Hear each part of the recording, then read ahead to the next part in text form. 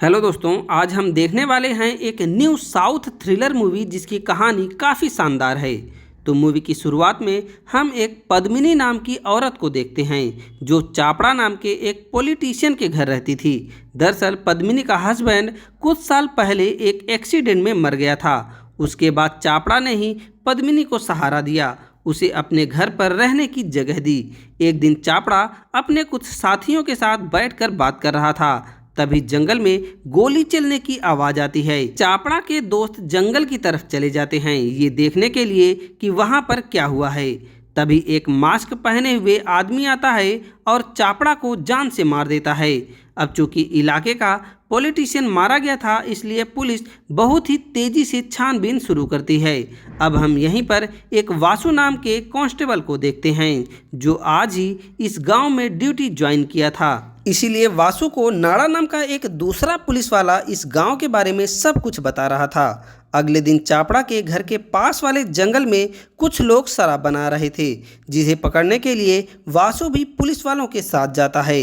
लेकिन जंगल में एक ट्रैप में वासु का पैर फंस गया और वह दर्द से चिल्लाने लगता है, जिससे बाकी पुलिस वाले किसी तरह से वो ट्रैप निकालकर वासु को हॉस्पिटल ले जाते हैं और मौका पाकर शराब बनाने वाले लोग वहां से भाग जाते हैं।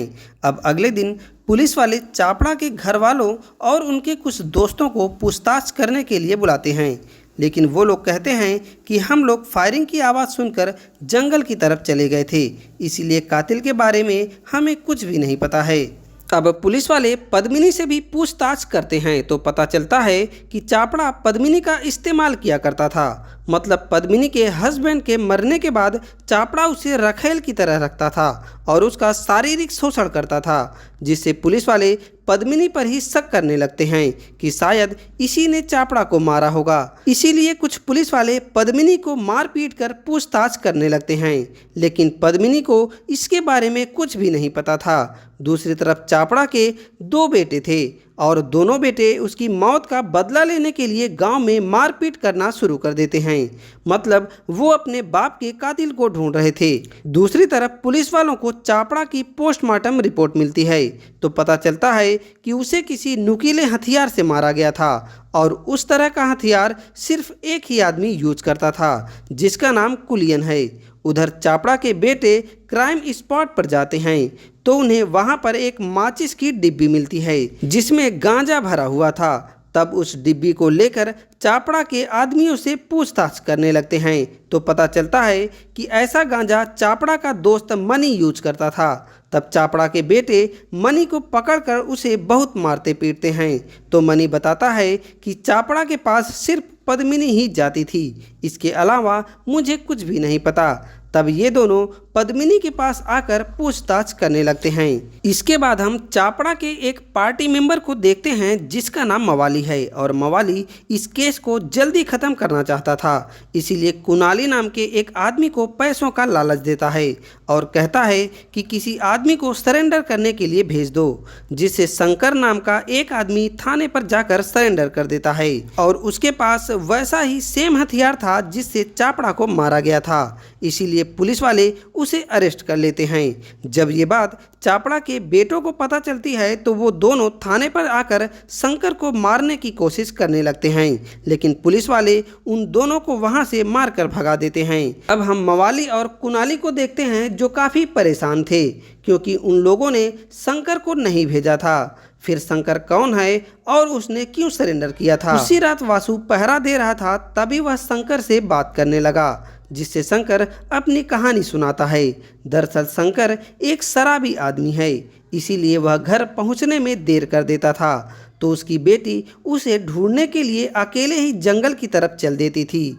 इसी तरह एक दिन शंकर चापड़ा के साथ बैठकर दारू पी रहा था तो उसकी बेटी उसे ढूंढते हुए जंगल की तरफ चली गई, लेकिन वहां से वापस लौटकर नहीं आई।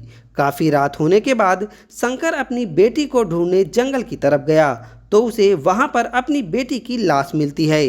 अब अगले दिन पुलिस वाले ये कहकर केस बंद कर देते हैं कि उसकी बेटी को दौरे आते थे और जंगल में दौरे आने की वजह से ही उसकी बेटी मारी गई। लेकिन जब गांव की औरतें उस लड़की की बॉडी देखती हैं तो उस पर चोट के निशान थे। तब शंकर छानबीन शुरू करता है तो पता चलता है कि उस रात जंगल में उसकी बेटी जा रही थी तो नाड़ा भी उसके पीछे गया था और घने जंगल में मौका पाकर नाड़ा ने उसकी बेटी के साथ जबरदस्ती किया। डर के मारे शंकर की बेटी को दौरे आने लगते हैं, लेकिन फिर भी नाड़ा उसके साथ गंदी हरकत करता रहता है जिससे उसकी बेटी की मौत हो गई। अब प्रेजेंट में शंकर वासु से कहता है कि मैंने चापड़ा को नहीं मारा, मैं तो यहाँ पर अपनी बेटी का बदला लेने आया हूँ। ये सब सुनकर वासु काफ़ी ज़्यादा दुखी हो जाता है कि पुलिस वाले ही अत्याचार करेंगे तो आम आदमी कहाँ जाएगा। दूसरी तरफ नाड़ा को देखते हैं जो पद्मिनी के साथ रोमांस कर रहा था और यहाँ हमें पता चलता है कि चापड़ा को मारने में इन्हीं दोनों का हाथ है। दरअसल कुछ साल पहले चापड़ा पद्मिनी के हस्बैंड के साथ जंगल में गया था। वहां मौका पाकर चापड़ा ने उसके हस्बैंड को मार डाला और घर आकर पद्मिनी को झूठी कहानी सुना दिया। उसके बाद हर रोज़ पद्मिनी के साथ मज़े करने लगा। धीरे धीरे पद्मिनी उसकी रखेल ही बन जाती है।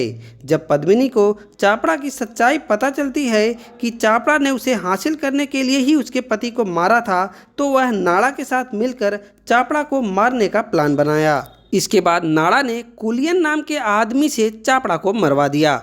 दूसरी तरफ चापड़ा के बेटों को पता चलता है कि कुणाली और मवाली उसके पिता की जायदाद हड़पना चाहते थे, इसीलिए ये दोनों कुणाली के घर जाकर उसका गेम बजा देते हैं। साथ ही किसी जगह मवाली स्पीच दे रहा था तो वहां आकर चापड़ा के बेटे फायरिंग करने लगते हैं और अंत में मवाली को भी मार डालते हैं।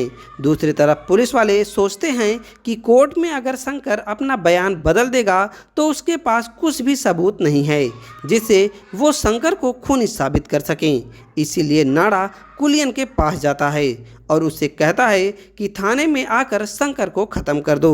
दरअसल नाड़ा का प्लान था कि जब कुलियन थाने में आकर शंकर को मार देगा तब पुलिस वाले कुलियन को भी ख़त्म कर देंगे, जिससे ये केस यहीं पर बंद हो जाएगा। लेकिन कुलियन इस काम के लिए तैयार नहीं होता। तब सभी पुलिस वाले मिलकर कुलियन को पकड़ लेते हैं और उसे उठाकर थाने लाते हैं। उसी रात नाड़ा ने शंकर को मारने का प्लान बनाया और वासु को भी बांधकर एक जगह पर बैठा दिया, क्योंकि वासु को नाड़ा के बारे में सब कुछ पता चल गया था। अब नाड़ा शंकर को सेल से बाहर निकालता है तो शंकर नाड़ा को मारने की कोशिश करने लगता है और उस पर बहुत ही तेजी से हमला करता है। वहीं पर कुलियन भी था और कुलियन और नाड़ा मिलकर शंकर को मारने की कोशिश करने लगते हैं। तब किसी तरह वासु भी खुद को आज़ाद कर लेता है और शंकर की मदद करने के लिए वह नाड़ा से फाइट करने लगा। इसी बीच नाड़ा का एक पैर ट्रैप में फंस जाता है और उसी समय शंकर को मारने के लिए चापड़ा के बेटे थाने पर हमला कर देते हैं। वो दोनों बम से थाने पर हमला कर रहे थे क्योंकि उन्हें लगता है कि शंकर ने ही उसके पिता को मारा था, लेकिन एक बम गलती से वहीं पर फट जाता है जिससे चापड़ा का एक बेटा मारा जाता है। तब दूसरा बेटा गुस्से में थाने के अंदर आता है और शंकर पर गन तान देता है। यहाँ पर वासु उसे बहुत समझाता है कि शंकर ने तुम्हारे पिता को नहीं मारा था, लेकिन वह नहीं मानता और शंकर को गोली मार देता है। तब गुस्से में आकर वासु अपनी गन लाता है और चापड़ा के बेटे को शूट कर देता है, साथ ही वह कुलियन को भी मार देता है। ये देखकर नाड़ा वासु पर हमला कर देता है तो वासु नाड़ा का भी सलवार टाइट कर देता है और उसे जान से मार देता है। अगले दिन इंक्वायरी होती है तो वासु बताता है कि चापड़ा के बेटे शंकर को मारने आए थे, जिससे फायरिंग के दौरान इन सब की मौत हो गई और वासु भी घायल हो गया था, जिससे ये केस यहीं पर बंद कर दिया जाता है और इसी के साथ ये मूवी ख़त्म हो जाती है। तो दोस्तों, ये कहानी आपको कैसी लगी? अगर आपको ये कहानी ज़रा से भी पसंद आई हो तो प्लीज़ वीडियो को लाइक करके चैनल को सब्सक्राइब करना मत भूलिए।